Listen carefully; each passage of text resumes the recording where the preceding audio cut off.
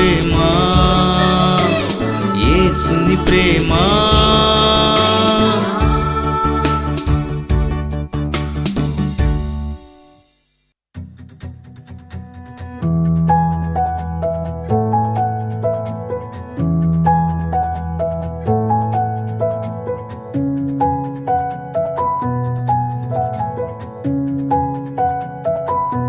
స్తుతి నైవేద్యం.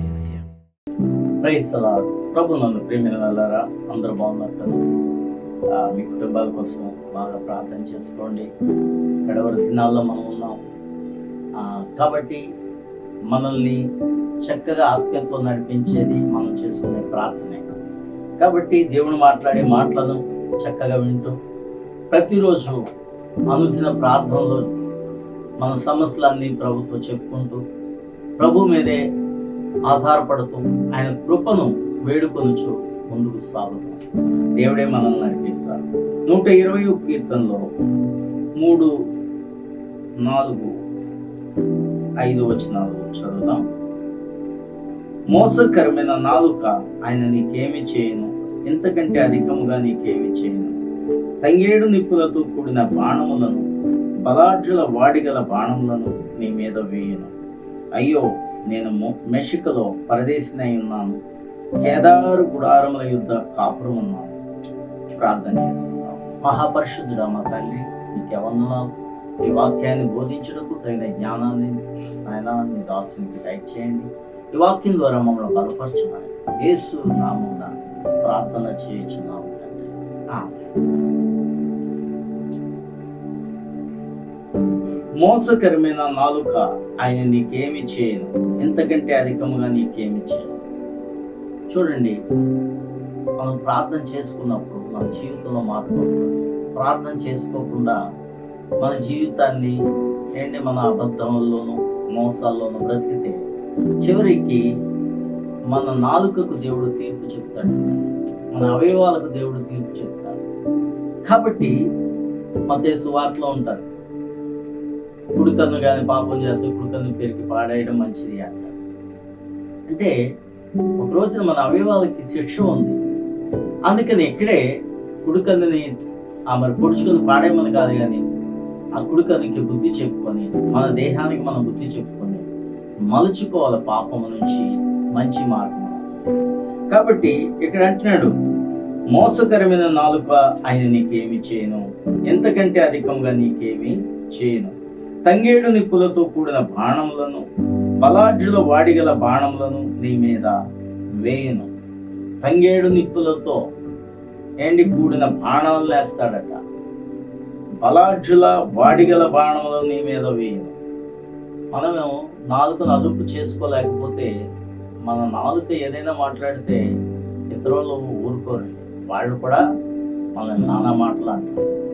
అందుకనే మాట జారకూడదట. చెయ్యి జారినా పర్వాలేదు, కానీ మాట జారకూడదు. నన్ను కొట్టినా నేను అంత బాధపడను, నన్ను ఇంత మాట మాట్లాడావు అని చాలా మంది చెప్తారు కదా. నిజమండి, కొట్టిన ఆ దెబ్బను తట్టుకోగలుగుతారు, లేకపోతే అంత బాధగా అనిపించదు. కానీ మనిషి నుండి వచ్చే ఒక భయంకరమైన మాటలు, బాధ పెట్టే మాటలు చాలా వారి గుండెల్లో చాలా బాధ పెడతాయి. అందుకని మాట పడలేరు చాలా మంది. ఒక మాట అన్నందుకు చనిపోయిన వాళ్ళు చాలా మంది ఉంటారు, ఆత్మహత్యలు చేసుకున్న వాళ్ళు చాలా మంది ఉంటారు. అందుకనే మన నాలుకను ఇష్టానుసారంగా మనం వాడుకోకూడదు. నాలుకట అగ్ని లాంటిదని యాకోబు రాసిన పత్రికలో ఉంటారు. కాబట్టి అగ్ని చిన్న నిప్పు ఎండిపోయిన అడవిని తగలబెట్టేస్తుంది. చిన్న నిప్పు అంటిస్తే అడవి అంతా కూడా తగలబడిపోతుంది. కాబట్టి ఎంత పెద్ద ఇల్లైనా చిన్న నిప్పుతో కాలిపోయి బుక్కి మసి అయిపోతుంది. కాబట్టి ప్రియమైన వారులారా, మన నాలుక చాలా ప్రమాదకరమైనది. ఈ నాలుకను మనం స్వాధీనం చేసుకోకపోతే చాలా ప్రమాదం అని దేవుడు చెప్తున్నాడు. అయ్యో, నేను మెషికలో పరదేశినై ఉన్నాను, కేదారు గుడారముల యుద్ధ కాపురం ఉన్నాను అంటున్నాడు. మెషికలో పరదేశినై ఉన్నాను, కేదారు గుడారముల యుద్ధ కాపురం ఉన్నాను. నేనే అబ్రహామును దేవుడు పిలిచినప్పుడు ఆరాను అనే తన సొంత దేశం నుంచి కనాను దేశానికి వచ్చిన తర్వాత దేవుడు ఎక్కడికి వెళ్ళి ఉండమంటే అక్కడ ఉండేవాడు. అది పరాయి దేశం, అక్కడ తను పరదేశిగా వచ్చాడు. అక్కడున్న ప్రజలతో చక్కగా అబ్రహాము చక్కని స్నేహం చేసేవాడు, వారితో చక్కగా ఉండేవాడు, వాళ్ళకి హాని చేసేవాడు కాదు. ఎంతో మంచి పేరుని కనాను దేశానికి వచ్చిన తర్వాత అబ్రహాము పేరు తెచ్చుకున్నాడు. ఆ రాజులు కూడా అబ్రహాముని గౌరవించేవాడు.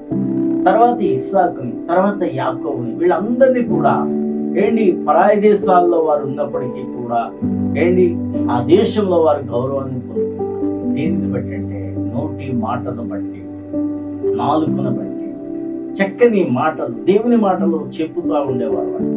కాబట్టి ప్రియమైన వాళ్ళారా, మన మాటను చాలా జాగ్రత్తగా మలుచుకోవాలి. మనం దేవుణ్ణి స్తుతించే నోరు కలిగి ఇదే నోటితో చెత్త మాటలు మాట్లాడటం, అబద్ధములు మాట్లాడటం మనకి సమంజసము కాదు. కాబట్టి ప్రియమైన వాళ్ళారా, నీ నోటిని, నీ నాలుకను ఎలాగ ఉపయోగిస్తున్నావు ఈరోజు నువ్వు బాగా ఆలోచన చేస్తావు. మన నోరు మంచిదైతే ఊరు మంచిదిగా ఉంటుంది.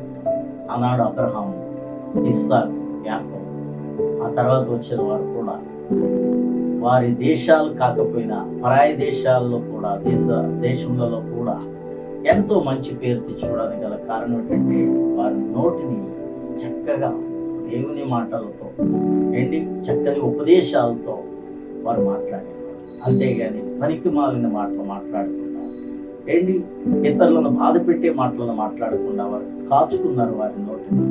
కాబట్టి అటువంటి రీతిగా మనం ఉన్నప్పుడు ఎక్కడున్నా మనం చక్కని మంచి పేరు తెచ్చుకోగలుగుతాం, ఇతరులకు సహాయపడగలుగుతాం. అట్టి జీవితాలు మనందరికీ దేవుడు ఇచ్చిన ప్రార్థన చేస్తున్నాం. మహాపరిశుద్ధుడా మా తండ్రి, నీ వాక్యం ద్వారా మాట్లాడిన ప్రతి మాటను బట్టి నేను స్తుతిస్తున్నాం.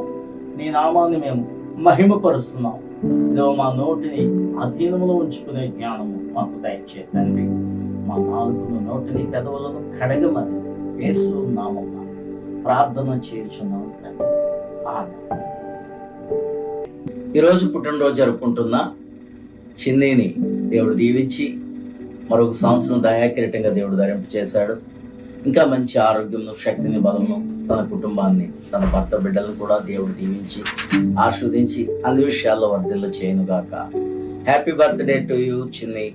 God bless you. అలాగే ఈరోజు రక్షణ పుట్టినరోజు జరుపుకుంటున్న ప్రభావతి గారిని కూడా దేవుడు దీవించి మంచి ఆరోగ్యమును, శక్తిని, బలమును దేవుడు ఇచ్చి ఇంకనూ ఆత్మీయతలో అన్ని విషయాల్లో వర్ధిల్లేటట్లుగా దేవుడు కృప చూపించునుగాక. సిలువను మోసిన నీతి సూర్యుడా, మాయగములకై నీవు బలితివా, నీరు ధీరతారలే చిందించితివా. సిలువను మోసిన నీతి సూర్యుడా,